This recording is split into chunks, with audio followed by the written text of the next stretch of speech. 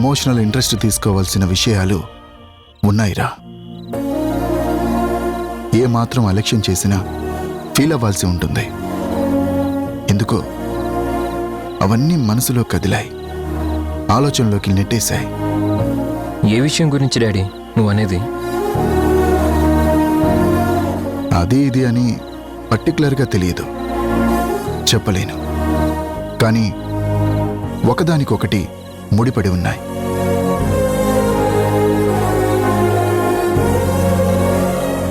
అది కాదు కానీ తరుణ్, నీకు అమ్మ గుర్తుందా?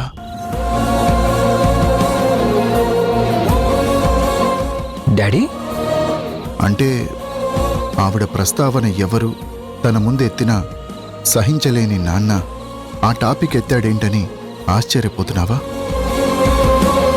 నిజమే కదా డాడీ. పైగా ఇన్నేళ్ల తర్వాత అసలు తనెందుకు గుర్తొచ్చింది?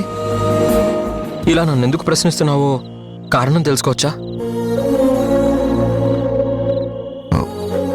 అది కారణం ఏమీ లేదురా. నువ్వు నా దగ్గర బయటపడకపోవచ్చు, కానీ నీ మనసులో ఏదో ఒక అభిప్రాయం ఉంటుందిగా. అదేంటో తెలుసుకోవాలన్న చిన్న ఆలోచన. తరుణ్, బలవంతంగా గుర్తు చేసుకోవద్దు. గుర్తు ఉన్నంత వరకే చెప్పు.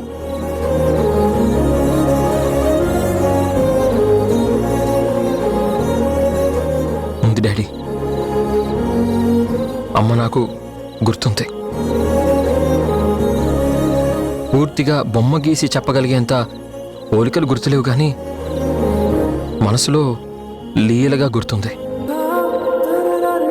చూడగానే గుర్తుపట్టగలిగేంత కాకపోయినా పరిశీలనగా పోల్చి చూసి జ్ఞాపకం తెచ్చుకొని చూస్తే గుర్తు రావచ్చు.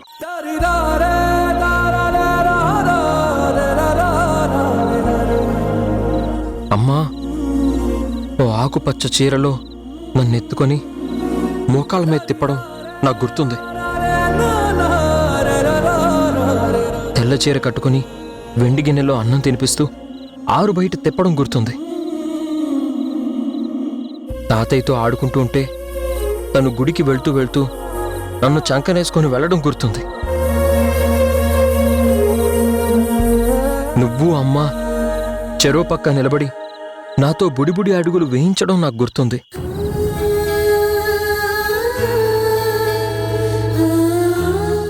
నువ్వు నన్ను గుర్రమాట ఆడించడం, తాతయ్య దాగుడు మూతలు ఆడించడం, అమ్మ నన్ను వేపునెత్తుకొని పనులు చేసుకోవడం, నన్ను ఆడిస్తూ తను నాతో ఆడటం, అలా ఉరిమి చూడటం, వెంటనే నన్ను గారాబం చేయడం, గుండెలకి హత్తుకొని ఏడవడం, అలా చాలా చాలా లీలగా గుర్తొస్తున్నాయి డాడీ.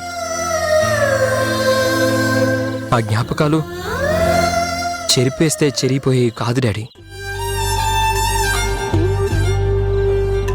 అమ్మ ఒడే తొలి బడి అంటారు. అక్షరాలు టీచర్ నేర్పిస్తే మాటలు ముందే అమ్మ నేర్పిస్తుంది. అందుకే కదా అమ్మని తొలి గురువు అంటారు. ఎంతైనా అమ్మ అమ్మే డాడీ. అమ్మ తోడుగా బతికిన వాళ్ళు అదృష్టవంతులు డాడీ. తల్లి లోటు తెలియకుండా ఎవరో ఒకరు పెంచారు అనుకోవచ్చు, కానీ కన్న తల్లి పెంపకం వేరు డాడీ. ఆ స్పర్శిచ్చే తృప్తి, ఆ పలకరింపులో తొంగి చూసే ప్రేమ ఎవ్వరూ ఇవ్వలేరు డాడీ. అమ్మ స్థానాన్ని మరొకరెవ్వరూ పూర్తి చేయలేరు. పేగుబంధం డాడీ, ఆ తర్వాతే ఏ ప్రేమబంధం అయినా. అమ్మ స్థానాన్ని ఏ దేవత పూరించలేదు. తన జన్మ పణంగా పెట్టి పిల్లలకి జన్మనివ్వగలిగేది తల్లే. భయపెట్టగలిగేది అమ్మే, బతుకు నేర్పించేది అమ్మే. మనిషే కాదు, ఏ జీవికైనా ఆ ప్రేమ అనంతం డాడీ.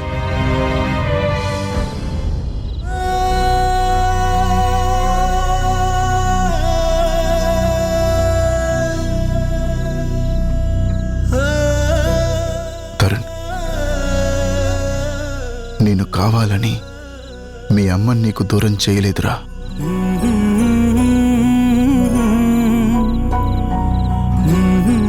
అలా అని నేను ఎప్పుడైనా అన్నానా డాడీ? అన్నీ నువ్వేగా, నా ప్రాణం నువ్వేగా, కళ్ళే నీవా కలలే నీవా, అన్నీ నువ్వేగా, నా ప్రాణం నువ్వేగా, కళ్ళే నీవా కలలే నీవా, అన్నీ నువ్వేగా, నా ప్రాణం నువ్వే. నువ్వు అన్నావని నేనంటం లేదురా. అడిగే ధైర్యం చేసి ఉండకపోవచ్చు. మనసులో తను ఉన్నప్పుడు ఈ మనిషి మీద కోపం కూడా ఉంటుంది కదా. నా భయానికి నువ్వు పైకి అనుండకపోవచ్చు, కానీ నీలో నువ్వు తన కోసం నలిగిపోయి ఉంటావు కదా. సరే డాడీ, ఇప్పుడు ఇవన్నీ ఎందుకులే.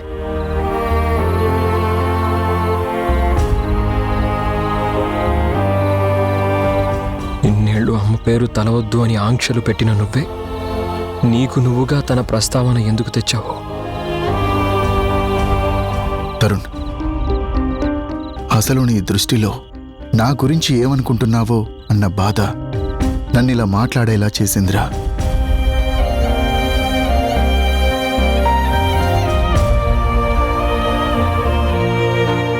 నువ్వు నాకు కావాలి డాడీ, అమ్మ కూడా కావాలి, మీరిద్దరూ నాకు కావాలి. మీరిద్దరితో కలిసి ఉండాలని నా మనసులో ఉంది డాడీ.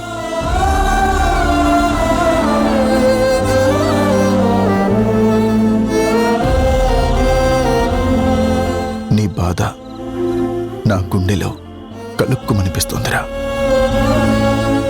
ఇన్నేళ్ళు మనసులో ఎంత మదన పడుతున్నావో అర్థం చేసుకోగలను.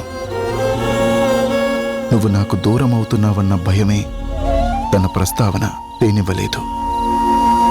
నాకు నేనుగా మీ తల్లి కొడుకులని విడదీయలేదురా. పరిస్థితులు అలా వచ్చాయి. సందర్భం అపార్థాలు సృష్టించింది.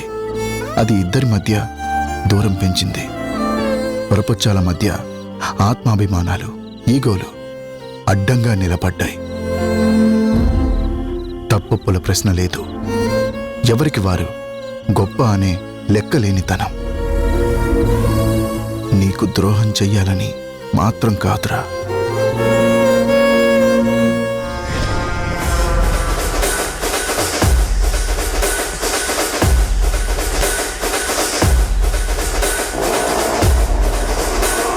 ఆ స్పర్ధలు, కక్షలు, గొడవలు సృష్టించింది నేనేరా. కష్టపడి అడ్డుగోడలు కట్టా, భయంకరమైన అగాధాలు తవ్వా. ఇప్పుడు మళ్ళీ మీరిద్దరూ ఒక్కటవ్వాలన్న ఆలోచన వచ్చి కలుసుకోవాలని ప్రయత్నం చేసినా, సంతోషాలు పంచుకోవాలని చూసినా నేను కుదరనివ్వనుగా. నేను తలుచుకుంటే మళ్ళీ అపార్థాలు సృష్టిస్తా, మీ మధ్య పచ్చగడ్డి వేస్తే బొగ్గుమని మండేలా చేస్తా. ప్రస్తుతం ఆ ప్రయత్నంలోనే ఉన్నా. మీ ఇద్దరిని ఈ జన్మలో కలవనివ్వను, సుఖపడనివ్వను.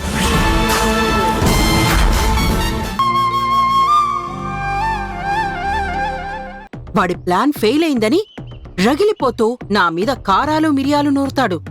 ఏదో ఒకటి చెయ్యాలని పట్టుదల పెరుగుతుంది. అయితే ఇప్పుడేం చేద్దామనుకుంటున్నారు? గుణకి జనని పిల్లల విషయం కరెక్ట్ ఛానల్ ద్వారా కరెక్ట్ టైం చూసి బయటపెట్టాలి. ఆ విషయం బయట పెట్టడానికి మీకంటే కరెక్ట్ పర్సన్ ఎవరుంటారు? వేరే ఛానల్ ఎందుకు? మీరే చెప్పేయండి. అన్నీ నేనే అయ్యి నోరు పారేసుకుంటే అనుమానం వస్తుంది. అందుకే థర్డ్ పర్సన్ ని రంగంలోకి దింపాలి. ఇప్పుడున్న పరిస్థితుల్లో నేను డైరెక్ట్ గా ఎంటర్ అయితే వర్కౌట్ అవ్వదు. ఎవరిని వెతుకుదామని? వ్యక్తి కోసం వెతికేలోపే వీళ్ల మధ్య గొడవ పెట్టడానికి ఏదైనా అవకాశం దొరుకుతుందేమో చూడాలి. ఖచ్చితంగా దొరికి తీరుతుంది. ఆ సందర్భాన్ని నా వైపు తిప్పుకొని వాణ్ణి ఎగదొయ్యాలి. ఈ ప్రాసెస్ అంతా పూర్తయ్యేలోగా నాకు భక్త శబరి అంత వయసొచ్చేస్తుంది. నా పెళ్లి పెటాకులైనట్టే. ఆ మాటలే మాట్లాడద్దు. గుణాతో నీ పెళ్లి అని నేను డిసైడ్ చేశాను. నేనొకసారి డెసిషన్ తీసుకుంటే దానికి తిరుగుండదు. అనుకున్న టైంకి కాకపోవచ్చేమో కానీ జరగడం మాత్రం ఖాయం.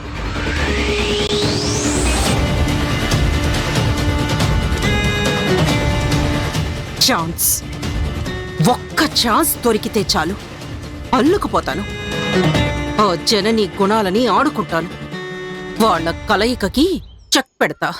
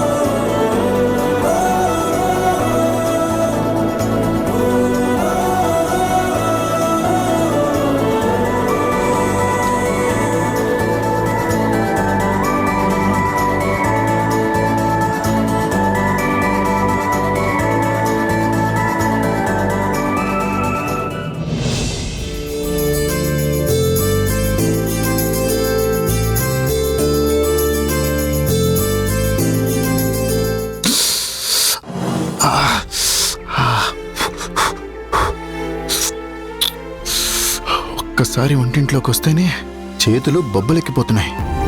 పాపం, ఈ ఆడవాళ్ళు ఏళ్ల తరబడి ఎలా కష్టపడుతున్నారో. ఆ కష్టాన్ని గుర్తించకుండా వంకలు పెడితే ఎంత బాధపడతారు. వాళ్ళు మనం తృప్తిగా తిని చిన్న అప్రిషియేషన్ ఇస్తే ఎంత పొంగిపోతారు. ఎంతైనా మగాళ్ళు శాడిస్ట్లు, ఇలాంటివేవీ పట్టించుకోరు.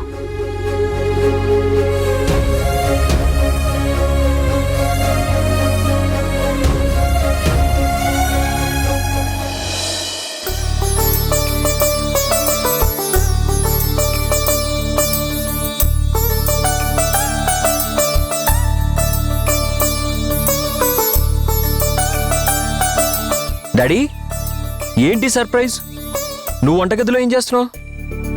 నీకేదైనా తినాలనిపిస్తే నేను చేసి పెడతా కదా డాడీ. నువ్వు చేసి పెట్టడం ఎందుకే? ఇలా ఆర్డర్ చేస్తే అలా వస్తాయి కదా. అరే, మన చేతులతో మన ఇంట్లో వంట చేసుకుని తింటే వచ్చే తృప్తి బయట తెచ్చుకొని తింటే ఉండదురా. నువ్వు చెప్పేది కరెక్టే, కానీ నీకు వంట రాదు కదా. కష్టపడి కోరుకున్న రుచి రాకపోతే ఎలా? ఎందుకు కష్టపడాలి? ఇష్టంగా చేసే ఏ పని కష్టం అనిపించదురా. అసలు మీరెందుకు వంట చేస్తున్నారు డాడీ? ఈ వంట నా కోసం కాదు. మరి మరి చాలా కాలం తర్వాత నా క్లోజ్ ఫ్రెండ్ కనిపించాడు. లంచ్కి పిలిస్తే వచ్చే టైం లేదు. అందుకే తనకి నచ్చే విధంగా నా చేతులతో నేను వంట చేసి తినిపిద్దామనే ఆలోచన వచ్చింది. అంత స్పెషల్ ఫ్రెండా? చాలా స్పెషల్. లాంగ్ ఎగో అన్నట్టు 22 years ఫ్రెండ్షిప్. రీసెంట్గానే కలిశాడు. Wow, great. ఇప్పుడు నువ్వు తనని సాటిస్ఫై చేసి అప్రిషియేట్ చేస్తే నువ్వు సాటిస్ఫై అవ్వాలనే కదా? ఎగ్జాక్ట్గా అంతే. నువ్వు చెప్పేది 100% కరెక్ట్. నీకు ఫ్రెండ్ అంటే మాకు ఫ్రెండే కదా. తను మమ్మల్ని మెచ్చుకుంటే మిమ్మల్ని మెచ్చుకున్నట్టే కదా. మీకోసం మేం చేస్తాం, తప్పుకోండి. నో, నా చేతులతో నేను చేస్తేనే తృప్తి. ఓకే, మీరే చేయండి, కానీ మేము హెల్ప్ చేస్తాం. వెజిటేబుల్స్ కట్ చేయడం లాంటివి మేము చేస్తాం. ఓకేనా? మీకు సాయంగా ఉంటాం. ఓకే, సరే కానివ్వండి. ఎస్. రావే.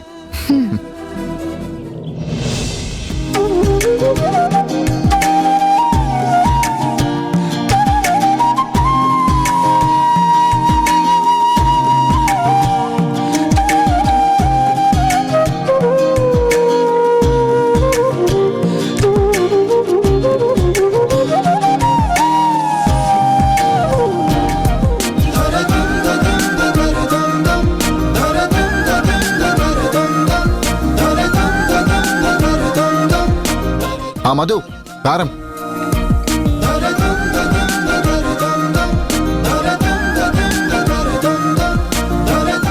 ఇది మరీ బాగుంది. మా అమ్మమ్మ అన్నట్టు అట్లు పోసే అమ్మకి 66 అందించే బదులు చేయడమే బెటర్. ఆ, అయితే మానేయండి మధు. నో నో నో, ఏదో సామెతన్నా అంతే.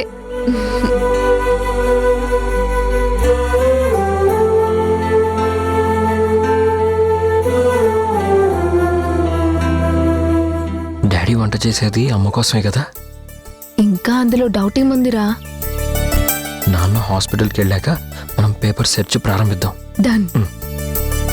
నానటు వెళ్ళాక మనం ఇటు దూరదాం. డన్.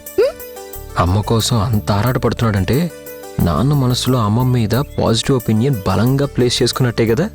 ఎస్.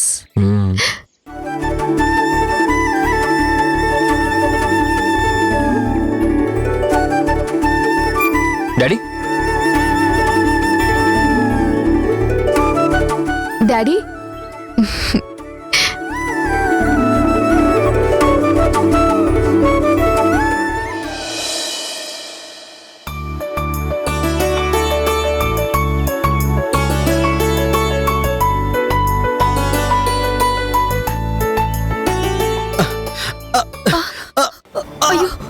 ఏమండి? అన్నయ్య ఏమైంది?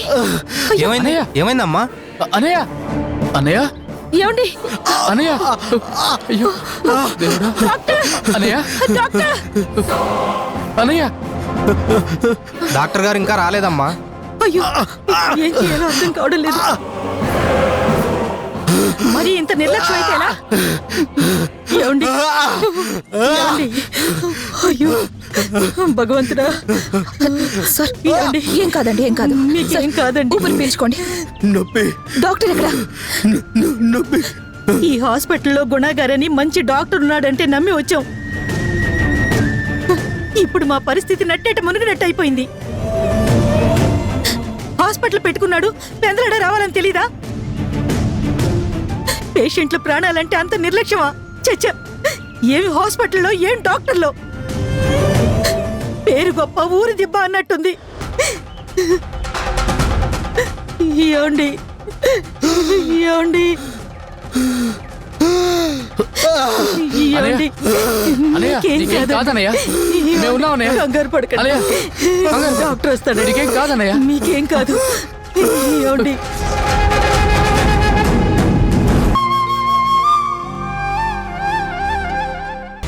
మేబీ మే నాట్ బి అనే లాటరీలు ఇక్కడ పనికిరావు. ఏమైందండి? తనేం చేసిందని అలా అరుస్తున్నారు? సేవ్ చేసినందుకు థ్యాంక్స్ చెప్పాల్సింది పోయి అలా మాట్లాడుతున్నారేంటి? Shut up. నీకేం తెలుసని మాట్లాడుతున్నావు? పేషెంట్ చూడటానికి బాగుంటే చాలా, పల్స్ బీపీ చూస్తే ఓకే అయినట్టేనా?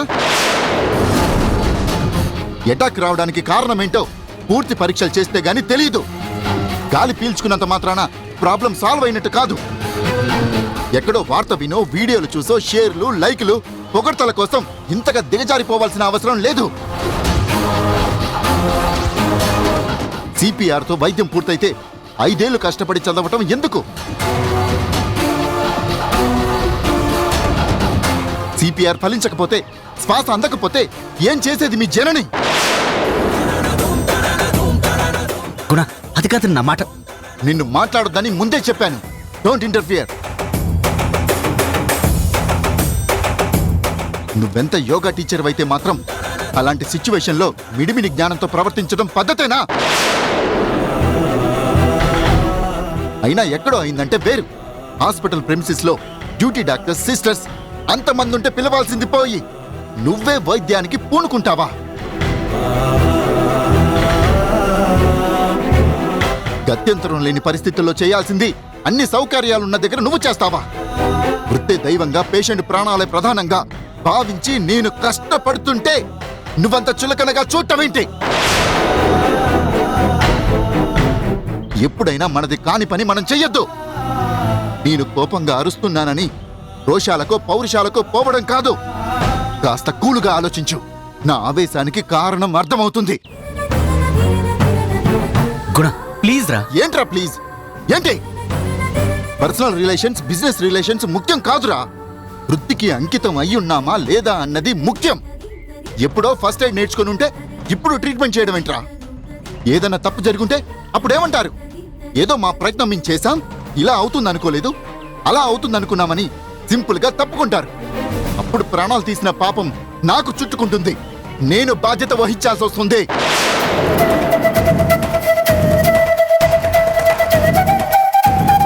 జనం చూసే చూపులకి, అడిగే ప్రశ్నలకి సమాధానం చెప్పాల్సింది నేనురా. అప్పుడు నేను ఎవరిని ప్లీజ్ అన్నా, ఎవరి కాళ్ళు పట్టుకున్నా కూడా కనికరించరు. తాటికాయంత అక్షరాలతో పేపర్లో క్లోజప్ ఇంటర్వ్యూలతో మీడియాలో వాంచి పారేస్తారు. పోయిన ప్రాణాలతో పాటు నేను ప్రాణం తీసుకోవాలి. ఛ!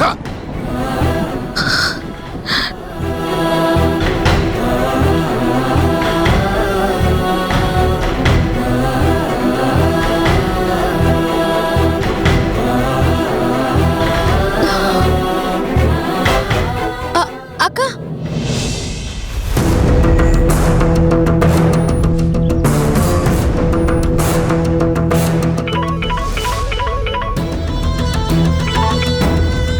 చెప్పరా. డాడీ హాస్పిటల్కి చాలా సీరియస్గా వచ్చారు. ఏమైనా జరిగిందా? అసలు ఇంట్లో ఏం జరిగిందిరా? ఎందుకంత కోపంగా వచ్చాడు? ముందుగా మహాతల్లి, అత్త అంతా ఆవిడ మూలంగానే నాన్నని బాగా ఎగేసింది. మన హాస్పిటల్లో ఎవరికో హార్ట్ అటాక్ వచ్చిందట. హాస్పిటల్లో ఉండే యోగా టీచర్ ఎవరో ఫస్ట్ ఎయిడ్ చేసిందట. చేసిన పని మంచిదే. ఒకవేళ తన ప్రయత్నం ఫలించకుండా ఊపిరి పీల్చుకోకపోతే ఆ గుండె ఆగిపోయి ఉంటే ఎవరు బ్లేమ్ అవుతారా? ఎవరు రెస్పాన్సిబిలిటీ తీసుకుంటారు?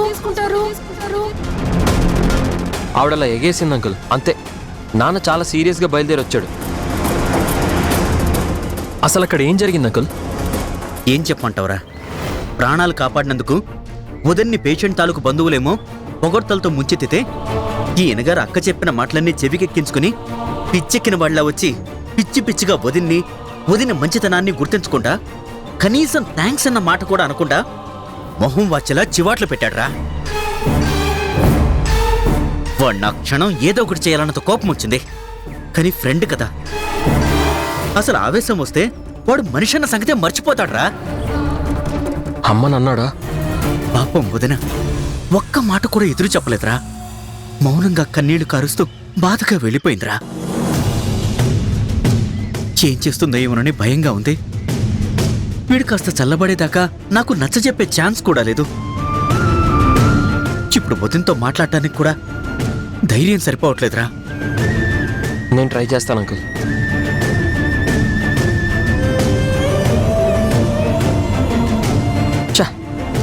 పడ్డ కష్టం అంతా పాడు చేసింది. 2 చెడ్డ మాటలు తలకెక్కించి డాడీ మనసు ముక్కలయ్యేలా చేసింది.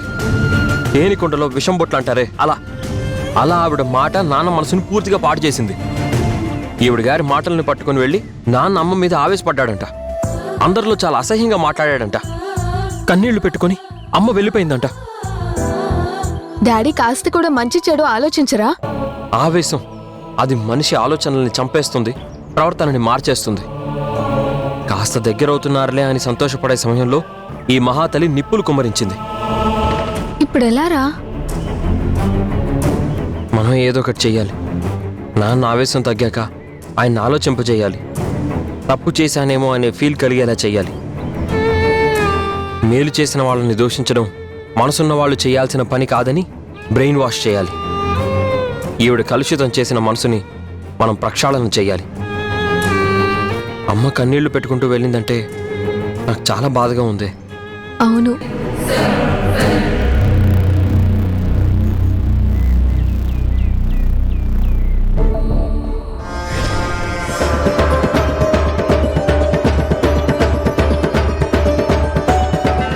ఏంటో నా మేనల్లుడు వాడి గారాల చెల్లి బాధపడుతున్నట్టుగా అనిపిస్తున్నారు.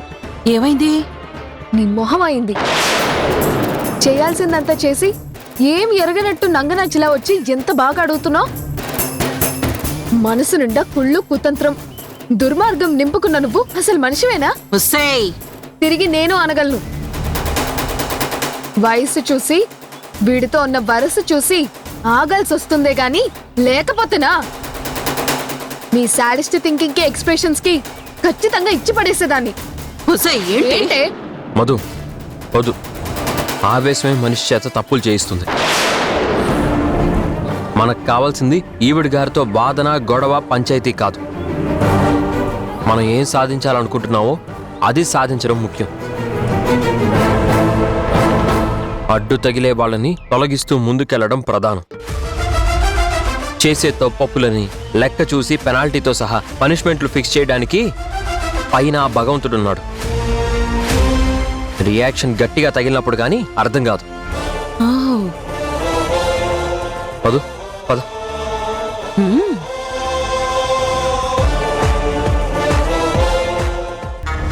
అడ్డు తొలగించుకొని వెళ్తారా?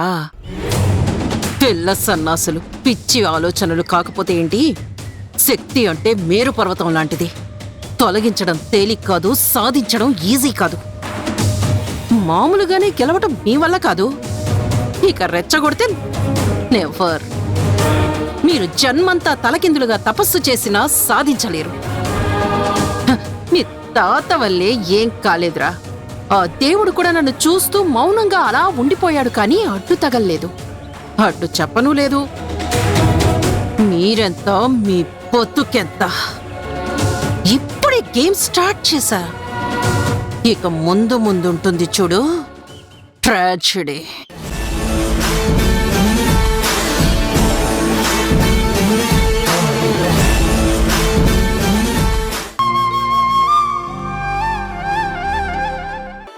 పేషెంట్ గిలగిలా కొట్టుకుంటున్నాడు, ఒళ్ళంతా చెమటలు పట్టాయి. అదే టైంలో కరెక్ట్గా అక్కడికొచ్చిన యోగా టీచర్ గారు ధైర్యం చేసి తనకు తెలిసిన పద్ధతిలో తగిన రీతిగా రెస్పాండ్ అయ్యి సిపిఆర్ ఏదో చేసి మా పేషెంట్ని బ్రతికించారు. అలాంటి యోగా టీచర్స్ హాస్పిటల్లో ఉంటే పేషెంట్ల ప్రాణాలకెంత రక్షణగా ఉంటుందో. ఈ హాస్పిటల్ స్టాఫ్కి, డాక్టర్ గారికి, ఆ యోగా టీచర్ గారికి ధన్యవాదాలు. చాలా బాగా చెప్పారు. జరిగిందే చెప్పానండి. చేసిన మంచి 10 మందికి చెప్పడమే మంచిది. ఈ హాస్పిటల్ మీద మీ అభిప్రాయం? ఇక్కడ గుండె పదిలంగా ఉంటుందనే నమ్మకం కలిగిందండి. చాలా బాగా చెప్పారు. చాలా థ్యాంక్స్ అండి. అంకుల్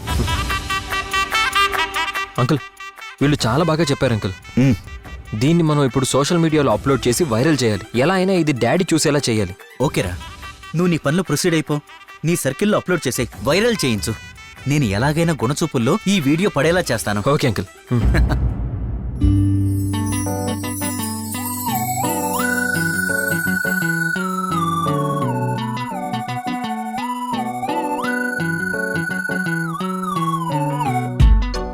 ఇవాళ వెళ్ళదనుకున్నానే, కానీ బయలుదేరుతోంది ఎక్కడికో. ఎక్కడికో వెళ్ళాడుగమ్మమ్మా. అమ్మో వద్దే, విసుక్కుంటుందేమో, విరుచుకుపడుతుందేమో. నేనడగనమ్మా. నిదానంగా కూపి లాగడం నీకు తెలుసు కదా. అమ్మని కన్నా అమ్మవి, నువ్వు భయపడతావేంటి? వెళ్ళామమ్మా.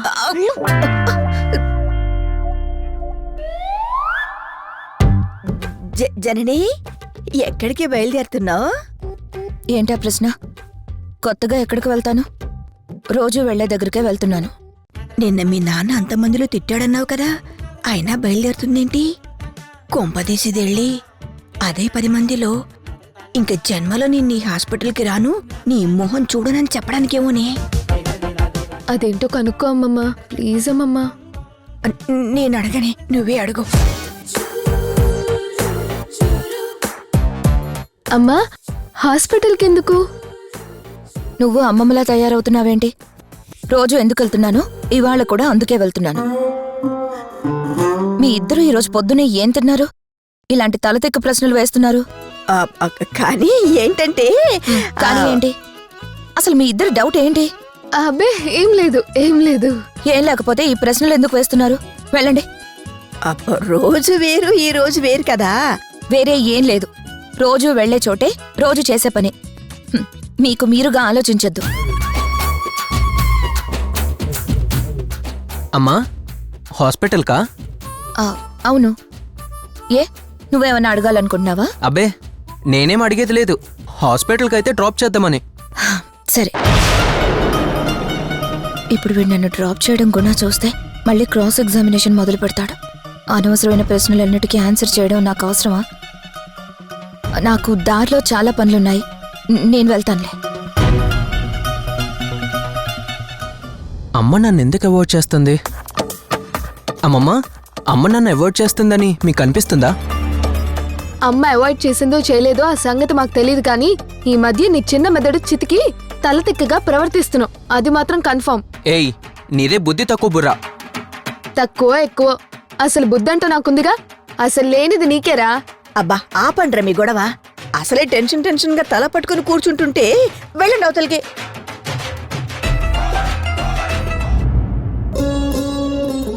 నో డౌట్ అమ్మ నన్ను అవాయిడ్ చేసిందే. వైద్యో నారాయణో హరి అని ఉపదేశించా, ఉగ్రుణ్ణి చేసి పంపించా. అంతే, నా ఆదేశాలని ఫాలో అయ్యాడు. వెళ్లి దాని మీద ట్రిగ్గర్ నొక్కి నిప్పుల వర్షం కురిపించాడు. ఫినిష్. వాళ్ళ కలయికకి గండి పడింది. దాని మీద అసహ్యం, కోపం విపరీతంగా వచ్చేశాయి.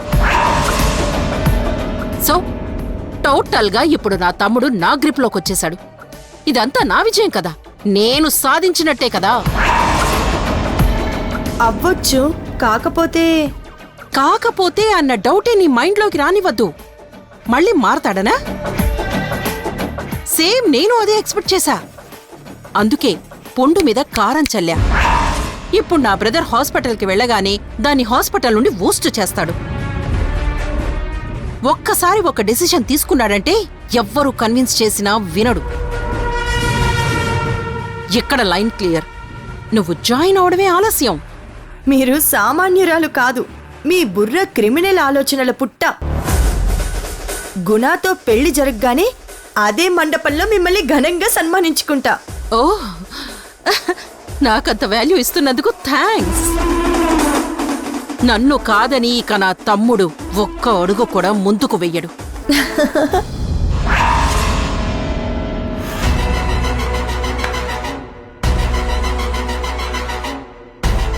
వీళ్ళు ఇంత సంతోషంగా ఉండడానికి కారణం ఏంటో.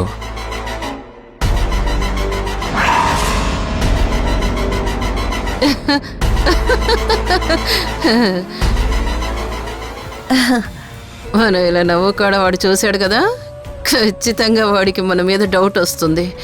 Be careful Soumya. నవ్వి చాలా రోజులైపోయింది. అసలు నవ్వెలా ఉంటుందో కూడా మర్చిపోయా.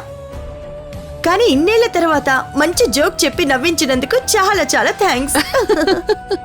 మీ డ్రామాలు డైలాగులు నాకు తెలుసులే.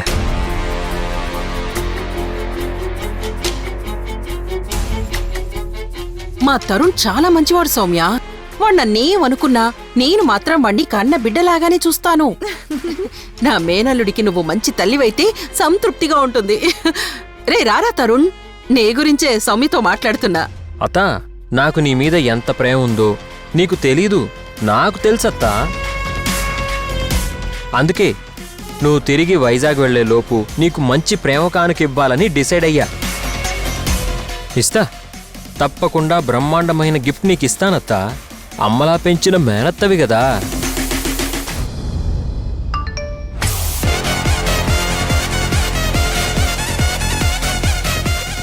అలాంటి యోగా టీచర్స్ హాస్పిటల్లో ఉంటే పేషెంట్ల ప్రాణాలకు ఎంత రక్షణగా ఉంటుందో.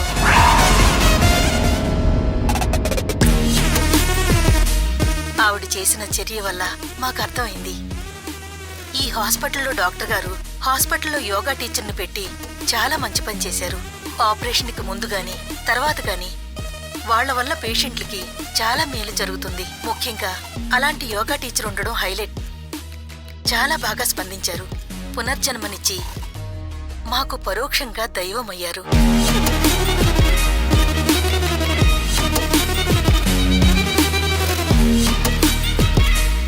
అత్తా, నేను మాటిస్తే తిరుగుండదు. నువ్వు లైఫ్ లాంగ్ గుర్తుంచుకునే ప్రేమ కానుక తప్పకుండా ఇస్తానే. బాయ్ అత్తా.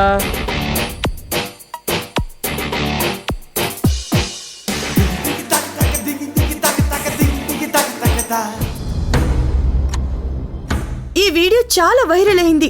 ఇప్పుడు ఈ వీడియో గుణ చూసి మనసు మార్చుకుంటే ఎలా? ఛ! ఈ పిల్ల విధవ ఎప్పటికప్పుడు ఎత్తుకు పై ఎత్తు వేస్తున్నాడు. అవును, వీడు మనం మాట్లాడుకున్న మాటలు విన్నాడంటావా? మీకెందుకు డౌట్ వచ్చింది? వాడు హుషారుగా గాల్లో తేలుతూ పాటలు పాడుతుంటే ఆ సంతోషానికి కారణం మన మాటలు విన్నాడేమో అని. మాటలు విన్న ఆనందమో ఈ వీడియో ఇలా వచ్చిందన్న సంతోషమో ఇంకా ఈ వీడియో గుణ చూస్తే ఆవిడ గారిని హాస్పిటల్ నుంచి తరిమేయాడు కదా. ఇక్కడుండి అక్కడేం జరుగుతుందో ఎలా చెప్పగలను? Let's wait and see. ఏం చేయాలో అక్కడ జరగబోయే దాని మీద ఆధారపడి ఉంటుంది. కానీ ఈసారి వేసే ఎత్తు వల్ల దాన్ని నా తమ్ముడి పాదాలతోనే పాతాళానికి తొక్కిస్తా.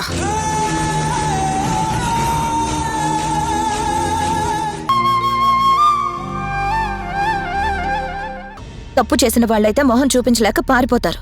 నేనేమి తప్పు చేయలేదని నమ్మకం ఉంది. తప్పొప్పుల గురించి కాదు, అందరిలో తిట్టాను కదా హట్టయి ఉంటావని. ఒంటరిగా ఉన్నప్పుడు ఒక్క మాట అంటేనే నీ ఆత్మాభిమానం దెబ్బతింటుంది కదా, అంతమందిలో అంటే భరించలేవని భావించాను. అఫ్కోర్స్, కానీ నిన్న నువ్వు అన్నది ఒక విధంగా కరెక్టే అనిపించింది. హాస్పిటల్ ప్రిమిసెస్లో డాక్టర్స్ ఉంటారు కదా, వాళ్ళని పిలవకుండా నేను ఫార్వర్డ్ అవ్వడం చూస్తే కరెక్టే అని నాకు అనిపించింది.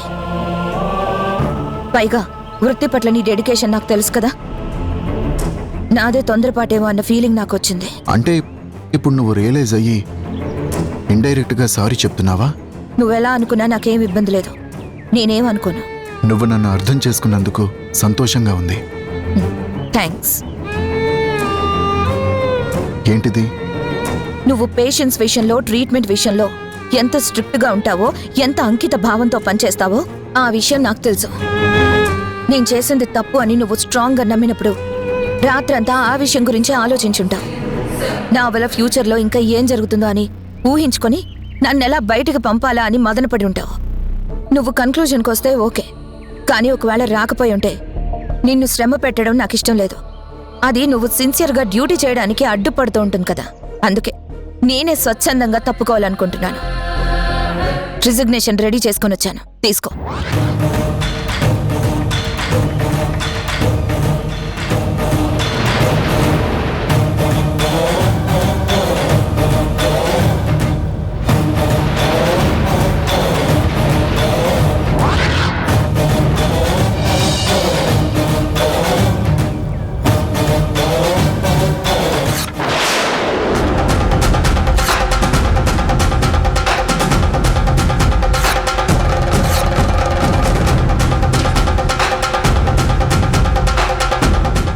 జనని, నువ్వసలు నన్ను అర్థం చేసుకోవని అనుకున్నాను. కానీ నీకు నువ్వుగా నా దగ్గరికి వచ్చి స్మూత్గా, సాఫ్ట్గా, కూల్గా, కాన్ఫిడెన్స్గా మాట్లాడుతుంటే నన్ను పూర్తిగా అర్థం చేసుకుంది, ఇంకా ప్రాబ్లం ఉండదని హ్యాపీగా ఫీల్ అయ్యా.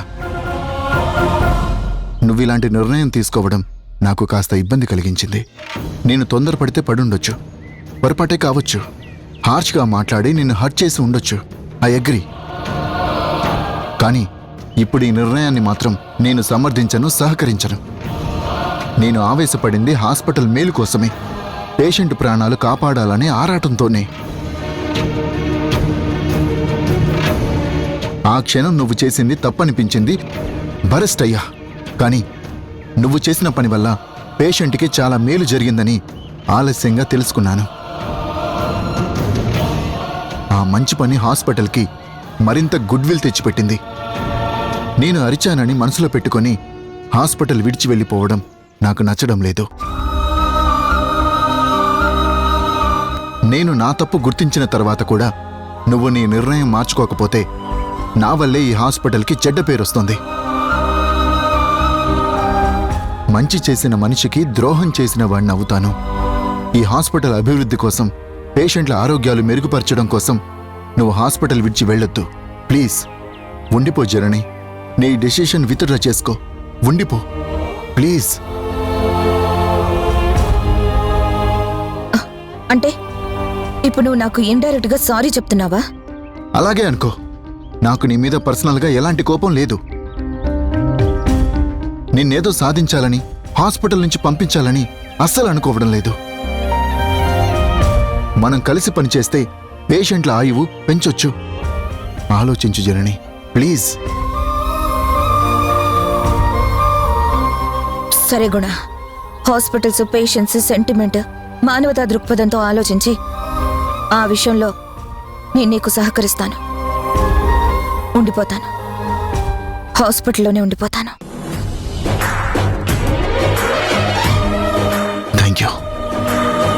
Thank you Janani, thank you so much.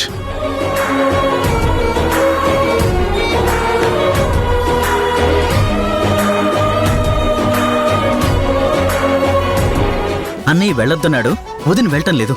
ఇద్దరూ కలిసి పనిచేయడానికి ఓకే అనుకున్నారు. సూపర్ అంకుల్, సూపర్ న్యూస్ చెప్పారు.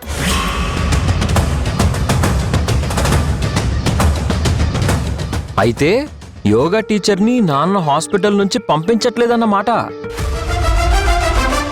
Very good. కలిసి పని చేయడానికి కాంప్రమైజ్ అయ్యారంటే హాస్పిటల్ ముందు ముందు హై స్టాండర్డ్స్ లో నిలబడబోతుంది.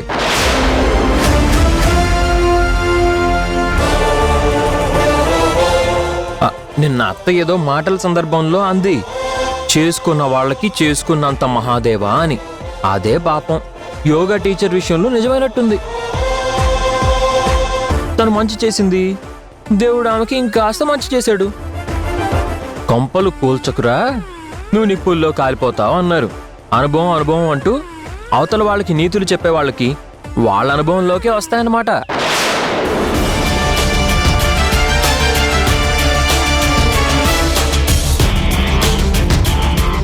సాయంత్రం త్వరగా వచ్చేయండి అంకుల్, మంచి పార్టీ చేసుకుందాం. అలాగే.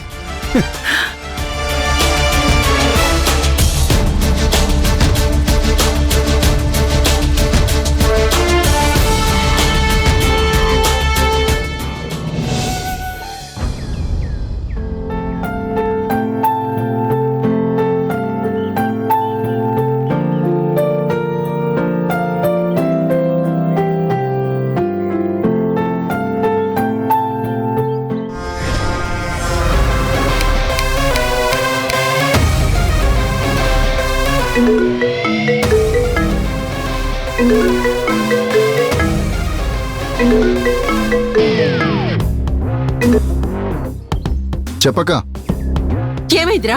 నేనంతగా జరగబోయే కీడు గురించి క్లియర్ గా చెప్పాను కదా. హాస్పిటల్ కి పోయే లోపలే నీ బుర్రని ఏ పురుగు తోల్చిందిరా? స్ట్రైట్ గా ఉండు, రూల్స్ పాస్ చేస్తేనే ఫ్యూచర్ లో మళ్ళీ అలాంటి ప్రయోగాలు ఎవ్వరూ చెయ్యరు, చేసే అవకాశం ఉండదు, ఓ భయంలో బతుకుతారని చెప్పాను కదా. నువ్వు ఎవరి ఇన్ఫ్లుయెన్స్ కి తల ఉంచొద్దు, కన్సిడర్ చెయ్యొద్దు, కన్విన్స్ కావద్దని హెచ్చరించాను కదా. నేను ఇంటికొచ్చి అన్ని వివరంగా చెప్తాను కదా. ఇంకా నువ్వేట్రా చెప్పేది? ఆ యోగా టీచర్ని పంపించట్లేదట కదా. జాలిపడ్డావా? నువ్వు జాలిపడి జాబ్ లో అలాగే ఉంచితే రేపటి నుంచి నీ హాస్పిటల్లో పనిచేసే స్వీపర్లు, వార్డ్ బాయ్లు అందరూ సిపిఆర్లు చేస్తుంటారు. పేషెంట్ల నోళ్లలో నోళ్లు పెట్టి గాలి ఊదుతూ ఉంటారు. లెక్క చెయ్యర్రా నిన్ను. నీ కష్టాన్ని లెక్క చేయరు, నీ వృత్తిని గౌరవించరు. హార్ట్ ప్రాబ్లం వస్తే ఇంతే కదా అని ఒక తేలిక భావంతో చూస్తారు. వీధి వీధిన సిపిఆర్ సెంటర్లు పెట్టేస్తారు. అక్క వదిలే, నేను చూసుకుంటాను కదా. ఇంకా ఏంట్రా నువ్వు చూసుకునేది? కొరివి అని తెలిసి నెత్తి గీక్కుంటానంటే నీ ఇష్టం. బొబ్బలొచ్చేది నీకే, బ్లేమ్ అయ్యేది నువ్వే కదా. జనాలు రేపు తూ అనేది నిన్నే. అక్క ప్లీజ్. నేనే నీకు ప్లీజ్ అని చెప్పేది ఎందుకో తెలుసా? అసలు యోగా టీచర్లనే వాళ్లే నీ జీవితానికి అచ్చి రారు. అనుభవాలు ఉన్నాయి కదరా, ఏం సుఖపడ్డావురా? సన్యాసం జీవితం తప్ప వైరాగ్యం ఒంటరి జీవితం. నేను నీ జాగ్రత్త కోసమే చెప్తున్నాను, అర్థం చేసుకో. లేకపోతే అనుభవించేది నువ్వే.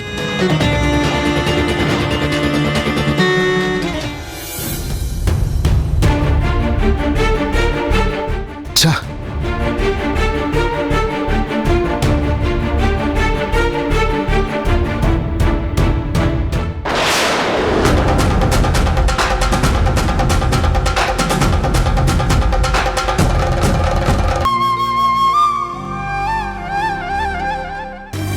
నిన్నొద్దనుకున్నాను, వర్క్ వద్దనుకున్న దాన్నే అయితే ఇక్కడ చేరేదాన్నే కాదు. కానీ వర్క్ విషయంలో నేనెప్పుడూ నీతో కలిసి ఉంటాను. నిన్నట్లా అని నువ్వే అన్నావుగా, అలాగే మనం కలిసి మాట్లాడుకోవాలనే మాట కూడా నీ వైపు నుంచి రావడం నాకు చాలా సంతోషంగా ఉంది. అయినా ఓ చిన్న హామీ నీ దగ్గర నుంచి ఆశిస్తున్నాను. ఏంటది? ఇక మీదట నువ్వు ఏ విషయంలో అయినా, అది నా తప్పైనా పొరపాటైనా, నువ్వు నిజమని భావించినా ఆవేశపడి 10 మందిలో మాట జారద్దు. నన్ను పర్సనల్గా పిలువు, ఒంటరిగా నాకేం చెప్పదలుచుకున్నావో చెప్పు. నిన్ను ఇబ్బంది పెట్టిన విషయం గురించి ప్రశ్నించు, హెచ్చరించు. ఫ్యూచర్లో జరగకుండా ఉండేలా చూసుకోమని చెప్తే నేనేం ఫీల్ అవ్వను. అలా అని నువ్వు ప్రామిస్ చేస్తే నీకు మాట ఇవ్వడానికి నేను ముందుకొస్తాను. Very genuine. నువ్వు అడిగింది చాలా న్యాయబద్ధంగా ఉంది.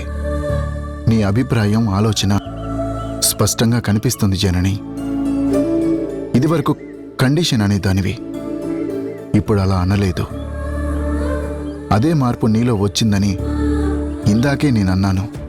నువ్వు హామీ అడిగావు, కానీ నేను వాగ్దానం చేస్తున్నాను.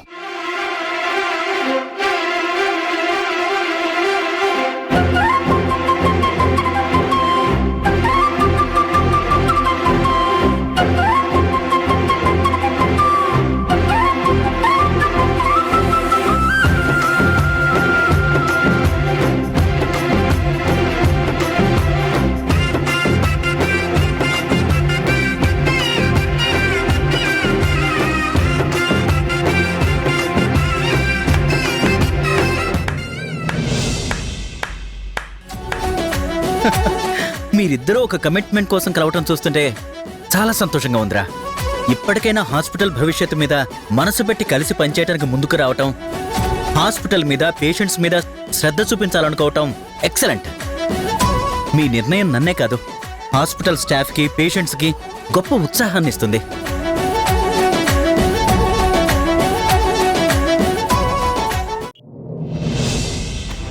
నా దగ్గర నా తమ్ముడు గుణ సంతకాలు చేసిన ఎంటీ బాండ్ పేపర్స్ ఉన్నాయి. అవును, ఎంటీ బాండ్ పేపర్సే. వాటి మీద వాడి మొత్తం ఆస్తి నా పేరు మీదకి పగడ్బందీగా బదలాయించడం జరిగిపోతుంది. ఆల్మోస్ట్ రేపు కానీ ఎల్లుండి కానీ ఆ పేపర్స్ నా చేతికొస్తాయి. అవిలా నా చేతికి అందగానే వాటిని మార్ట్గేజ్ చేసో, మరొకటి చేసో మీకు చెల్లించాల్సిన అప్పు అణా పైసలతో సహా చెల్లించేస్తాను. ఇదే ఫైనల్. మళ్ళీ ఇంకో వాయిదా అనేది ఉండదు. మీరు నిశ్చింతగా ఉండండి. ఈ శక్తి మీద నమ్మకం ఉంచండి. చూడండి, నా తమ్ముడు ఆస్తి నాదవుతుంది. నేనింకా ఎవరికీ డబ్బులు చెల్లించాల్సిన పరిస్థితుల్లో ఉండను. అన్నీ క్లియర్ చేస్తాను.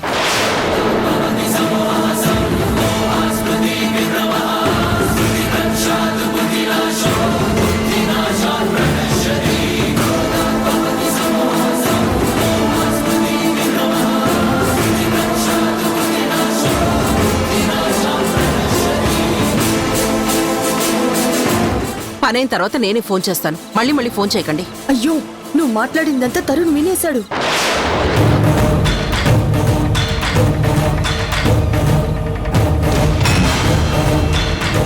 విన్నాడా?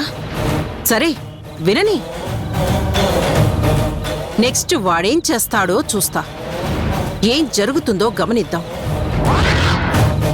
వాడి యాక్షన్ని బట్టి నా రియాక్షన్ ఉంటుంది. ఇప్పుడు ఓపిగ్గా వెయిట్ చేయడం ఒక్కటే నా పని. మహా అయితే వాడు నా తమ్ముడికి ఎక్కేసి చెప్తాడు.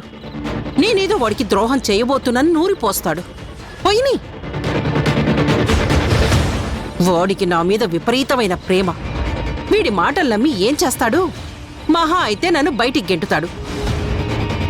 అంతేగా, ఊరైతే తీయడుగా. నా బొందిలో ఊపిరుంటే చాలు. ఎవరిని ఎలా సాధించాలో నాకు బాగా తెలుసు.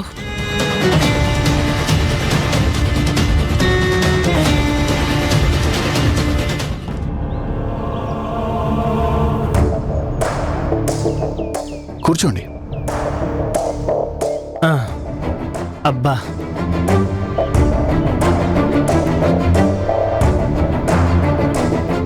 పంతులు గారు, మీరు భయపడాల్సిన పనేం లేదు.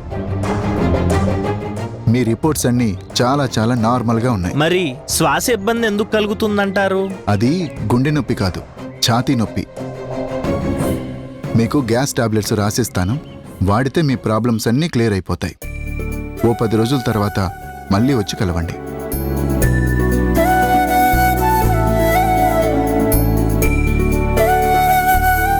మందులు రెగ్యులర్గా వాడాలి. అలాగే టైం ప్రకారం డైట్ మీద శ్రద్ధ పెట్టాలి. అలాగే డాక్టర్ గారు, వస్తాను.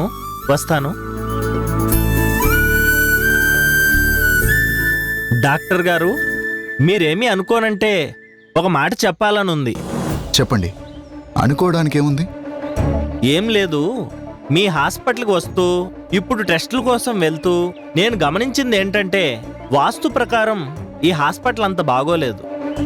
ఈ హాస్పిటల్ పార్ట్నర్స్ మధ్య కాస్త అపార్థాలు, అపోహలు, మనస్పర్ధలు ఖచ్చితంగా వస్తాయని వాస్తు నాకు చెప్తోంది. ఆర్థికపరమైన ఇబ్బందులు లేకపోయినా భాగస్వాముల మధ్య అయినా పొరపచ్చాలు తొంగి చూడడం, చిన్న చిన్న కలహాలు ఏర్పడడం ఖాయం. పంతులు గారు, మీరు చెప్పింది 100% కరెక్ట్. శాస్త్రం తెలిసిన వాడిని కాబట్టి, మీరు మంచి డాక్టర్ అని తెలిసింది కాబట్టి పరిహారం చేసుకుంటే భవిష్యత్తు బాగుంటుందని చెప్తున్నాను. ఒక్క పూజ మీకు అంతులేని ప్రశాంతతని, అనంతమైన భాగ్యాన్ని, హాస్పిటల్కి గొప్ప పేరు ప్రతిష్టలను తెచ్చిపెడుతుంది. ఈ వాస్తులు, పూజలు ఇలాంటి వాటి మీద నాకు నమ్మకం లేదండి. నమ్మకాలు ఉన్నా లేకపోయినా నాకు ఆహార విషయంలో మీరు ఎలాగైతే సూచించారో ఇలాగే నిర్లక్ష్యం చేస్తే ఫ్యూచర్లో మీరు ఇబ్బంది పడాల్సి వస్తుంది. అపఖ్యాతి పొందే ప్రమాదం కూడా ఉంది. గుణ, నీకు నమ్మకం లేకపోవచ్చురా, కానీ ఎమ్మెల్యే గారికి ఉండొచ్చు కదా, పార్ట్నర్గా ఉన్న జననీ గారికి ఉండొచ్చు కదా.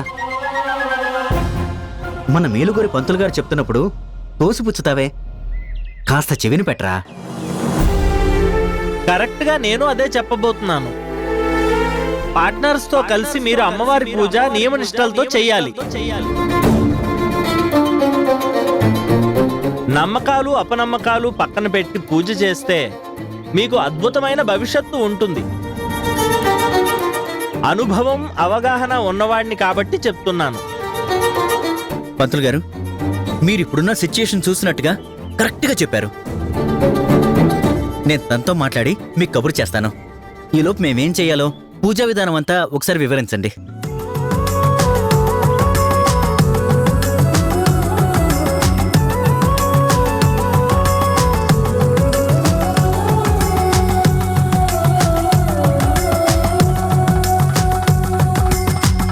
డాక్టర్ గారు, నేను చెప్పింది బాగా ఆలోచించుకోండి. మీ మేలు మనస్ఫూర్తిగా కోరుకునేవాణ్ణి.